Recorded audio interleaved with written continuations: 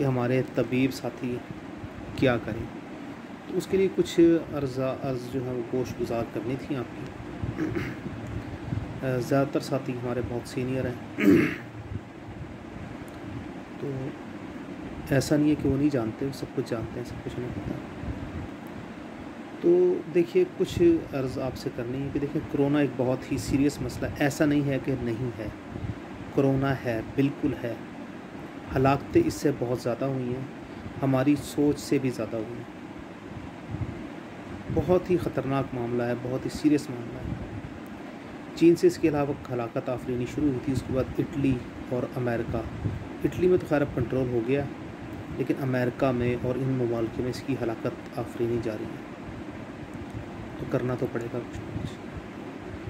China के अंदर भी जो लोग एलोपैथिक दवाइयों से दूर रहे, उनके ऊपर इसके असरात काफ़ी कम मुरतब हुए, और जो नॉन ट्रेडिशनल तरीका इलाज से यानी कि एलोपैथिक तरीक़ाकार से यानी ट्रीट होते रहे, उनमें हलाकतें ज़्यादा थी। तो मैंने जो होम्योपैथ्स के हवाले से क्लिप रिकॉर्ड कराया, उसके अंदर भी बात हुई थी। अब मैं हर्बलिस्ट के हवाले से जो क्लिप रिकॉर्ड करवा रहा हूँ, इसमें भी मैं अर्ज़ कर रहा हूँ कि इशू सीवियर है, सख्त है, संगीन है। तो ऐसा नहीं है कि हम जो दिल करे हमारा हम वो पोस्ट उठाकर डाल दें, हम नहीं ऐसे कर सकते, मौका भी नहीं है ऐसा। बहुत ही संजीदा इक़दाम उठाने पड़ेंगे, बहुत ही संजीदगी से बात करनी पड़ेगी, संजीदा बात ही करनी पड़ेगी। हालात की संगीनी का आप अंदाज़ा इससे लगाएं कि हुकूमत तकरीबन 1 लाख से ज़्यादा लोगों के कोरोना टेस्ट कर चुकी है। तो अब जिस तरह जल्दबाजी में हुकूमत ये इक़दाम कर रही है, मार्केट्स को खोल रही है, ना इसमें लोगों को तरबियत देने की कोशिश की। अब अच्छा, कुछ गलती लोगों की भी है, लोग तरबियत लेना चाहते भी नहीं, लोग सीखना भी नहीं चाहते कि अब हम क्या करें, हम सैनिटाइज़र का इस्तेमाल कैसे करें, हम मास्क क्यों पहने, मास्क कैसे पहने। देखिए, जब आप मास्क एक दफ़ा मुंह से लगा लेते हैं, अगर वो आम मेडिकेटेड मास्क है, तो उसके बाद वो बेकार हो जाएगा। आप उसे उतारेंगे तो उसको फेंकना है आपने। इसी तरह हाथों में जो ग्लव्स पहने हुए, जब उसे उतार देंगे उसको फेंकना है, फिर आपने नए सिरे से नया ग्लव्स पहनना है। इवन कि आपके पास वो अच्छी क्वालिटी का जो मेडिकेटेड जिसकी 1 महीने की एक्सपायरी है, आपके वो मास्क हो, लेकिन वो काफ़ी कॉस्टली है। दूसरी बात है रिस्पांस के हवाले से बात। हुकूमत का रिस्पांस बहुत ज़्यादा मनफी है हम लोगों के हवाले से। हुकूमत किसी भी सूरत में, किसी भी तरह हमें हुकूमत को इसमें आगे लाने का मौका नहीं दे रही। भाई, जब तक हम मरीज़ों को देखेंगे नहीं, हम कैसे हतमी तौर पर फ़ैसला कर सकते हैं कि हम उनका इलाज कर सकते हैं या नहीं। दूसरी बात, जब तक हम उनको दवाई देंगे नहीं, कैसे पता लगेगा कि हमारी दवाइयाँ उन पर कारआमद हैं या नहीं। पिछले 1995 से लेकर अब तक 25 सालों में आप देख लीजिए, हुकूमत हर पहलू से, हर लिहाज से हुक्मा और होम्योपैथ्स को ही दीवार के साथ लगाने की कोशिश कर रही है।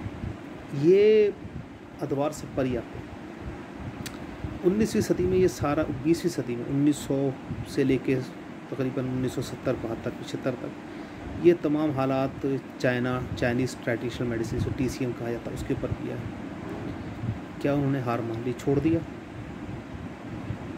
माओ ज़ेतुंग का तो आपने नाम सुना होगा। माओ ज़ेतुंग 1948 के इनकलाब का बना था, लेकिन उससे पहले भी एक इनकलाब आया था जो आधे चाइना में सन डायनेस्टी की हुकूमत थी और आधे चाइना में जापान की हुकूमत थी। इनसे आज़ादी हासिल करने के लिए एक अमेरिकन डॉक्टर थे, चियांग काई शेक, वो रिवोल्यूशन लेकर आए थे। वो भी बड़ा खूनी इनकलाब था, तकरीबन जंगों ही की सूरत में अमल पजीर हुआ। वो जब आए तो उनको लगता था कि ट्रेडिशनल जो चाइनीज़ मेडिसिन हैं बेकार हैं, लेकिन क्या उस ज़माने में हुक्मा जो थे, चाइनीज़ एक्यूपंक्चरिस्ट जो थे, क्या वो इलाज छोड़ के बैठ गए?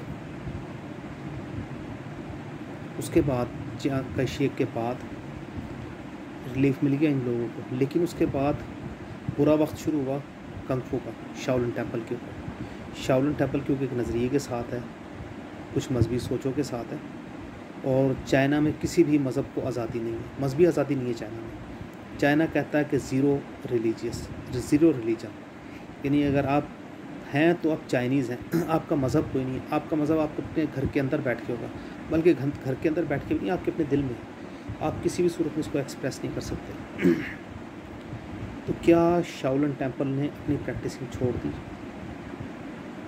उस दौर से लेके आजकल के टाइम में अगर हम देखें तो कंग फू और शाओलिन टेम्पल का नाम कई 100 गुना ज़्यादा रफ्तार से बढ़ा और फैला।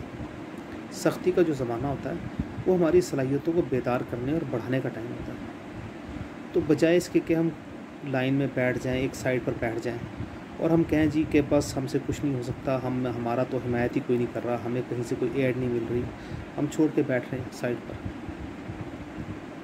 तो क्या वो मुनासिब होगा?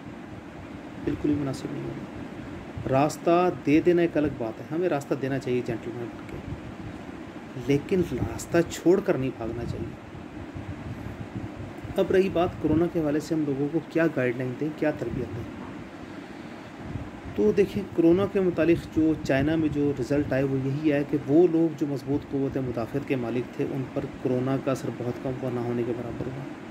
क़ुव्वत मुदाफ़त अब बढ़ाई कैसे जाए? तो मेरे भाई, मेरे अजीज़ों, ज़्यादा खाने से क़ुव्वत मुदाफ़त नहीं बढ़ सकती, ये आपको पता हमारे बुनियादी तिब्बी असूल हैं। और बहुत कम खाने से और ना खाने से तो यकीनी बात है कि क़ुव्वत मुदाफ़त कम ही होगी। देखिए, इस्तफ़राग़ व एहतबास का हमारा बुनियादी असूल है। अगर हम उस असूल को लेकर चलें और हमें पता हो कि हमने जिस्म में से क्या ख़ारिज करवाना है और क्या जिस्म में रुकवाना है और हम क्या खाएँ माक़ूल और मशरूबात में से, तो यकीनन हम अपने साथियों की मदद कर सकते हैं। हुकूमत हमें पाबंद कर दे कि जी ठीक है, आपने कोई दवाई नहीं दी, ठीक है, हम नहीं कोई दवाई देते, लेकिन क्या हमारे हाथ पैर बनते हैं? क्या हमारी इतनी तरबियत नहीं है कि हम अपने किचन में से अद्वियात निकाल कर अपने मरीज़ों को दे सकें?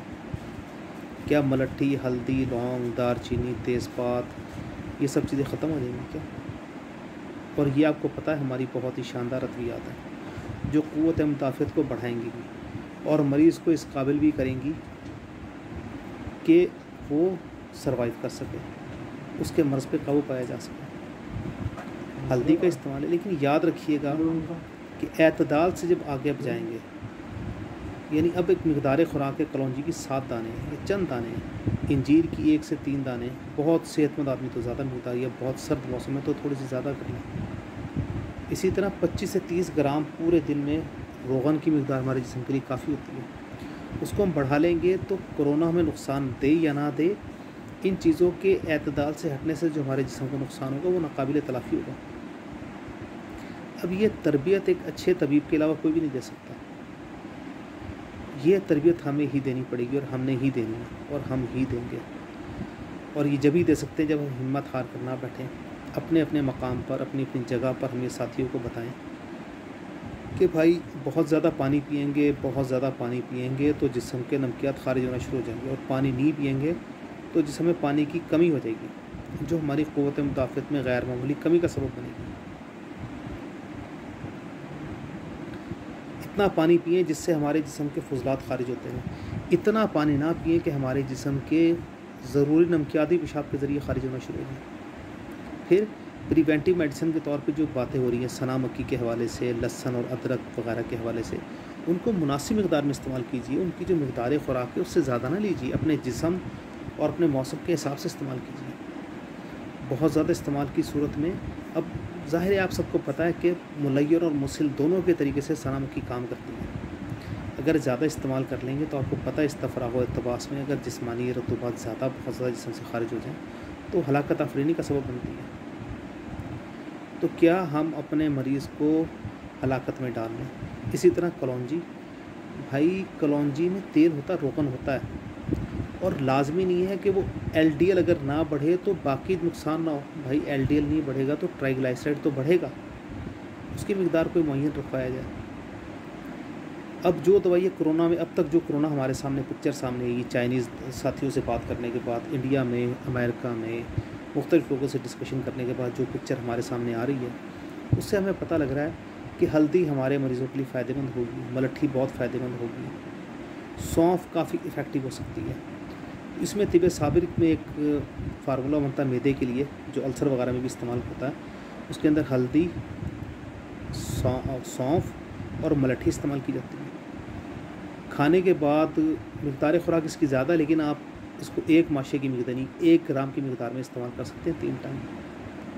बहुत लाजवाब असरात देगी, सब लोग जानते हैं जिस्मानी दर्दों को गैर मामूली तौर पर फ़ायदा देगी, मैदे में और आंतों के फजलात की तादील करवा देगी। और उसके साथ फिर अगर आप बतौर मुलय्यन जिस्म से फुजलात ख़ारिज करवाने के लिए कभी कभी, मैं याद रखिएगा मैं बात करूँ, कभी कभी सना मक्की का कहवा इस्तेमाल कर लीजिए कभी कभी, ताकि फुजलात जिस्म से ख़ारिज होते हैं। मुनासिब अंदाज में फुजलात ख़ारिज हो जाएंगे तो क़ुव्वत मुताफ़ित बढ़ेगी, क़ुव्वत मुताफ़ित बढ़ेगी तो यकीनन हमारा जिस्म कोरोना से मुकाबला करने के काबिल हो जाएगा।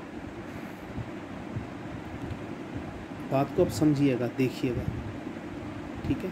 हमने जिस्म को तैयार करवाना है कोरोना से लड़ने के लिए, कुश्ती लड़ने के लिए। तो वो अद्वियात इस्तेमाल कीजिए, वो खुराक अपने मरीज़ों को प्रेस्क्राइब बताइए जिनसे उनकी क़ुव्वत मुताफ़ित बढ़े। मतलब मुलय्यन 5 है अद्वियात के तौर पे क़ुव्वत मुताफ़ित बढ़ाने के लिए। और 5 नंबर की ग़िज़ा, आपको पता कितनी मुतवाज़िन ग़िज़ा है, यकीनी तौर पे जिस्म को बहुत ज़्यादा क़ुव्वत मुताफ़ित देती है। बाकी दूसरे हिस्से में आप मुलाहिज़ा कीजिएगा मज़ीद तफ़सीलात, और चैनल अगर आपको पसंद आए तो सब्सक्राइब कर दीजिएगा और लाइक और शेयर कर दीजिएगा, और मज़ीद साथियों से भी दरख्वास्त कीजिएगा कि इस चैनल को सब्सक्राइब करें ताकि वीडियोज़ आप तक पहुँचती रहें। दूसरे पार्ट में बाकी गुफ्तगू।